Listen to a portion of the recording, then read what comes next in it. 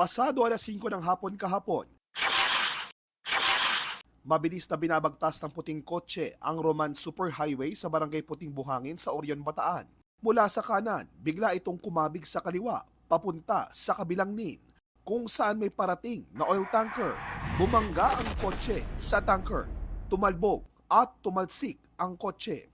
Ang tanker tumumba, tumagilid at dumausdos papunta sa gilid ng kalsada hanggang nagliyab. Ang sasakyan ni Deo Sarmiento na nasa likod lang ng tanker nang mangyari ang aksidente, maswerteng hindi nadamay. Nasa right lane yung yung truck, yung white parang kumain siya. Kaya kumabig siya ng kanan tapos ibinalik niya ulit sa lane niya. Kaya nag-skid na paikot yung tanker. Ganoon naman, isa yung car, nakatama na siya, side hit yung yung car, umikot na siya ngayon. Kaya tumaboy yung tanker, biglang nag-apoy na po siya. Ayon sa pulisya ng Orion, Bataan, kargado ang tanker ng 24,000 liters ng diesel at 6,000 liters ng gasolina. According sa driver, pilit niya sanang iwasan yung kotse, nakabig niya pong konti, so nag-slide po agad yung gulong.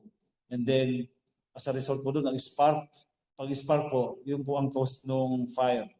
So, ang nadamage po doon, nasunog po lahat yung buong tanker at nakadamay po doon ng 8 single motorcycles and 3 tricycles. Nasunog din po doon sa vicinity ng pinangyarihan.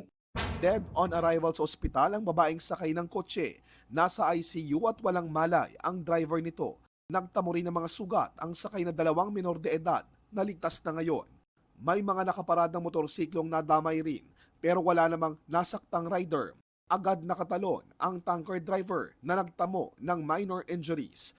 Inaresto siya at mahaharap sa mga reklamong reckless imprudence resulting in homicide, multiple physical injuries at damage to property. Pero pinakawalan din. Kinukuha pa namin ang panig ng tanker driver pero ayon sa pulisya, ang paliwanag nito ay tugma sa kwento ng saksi.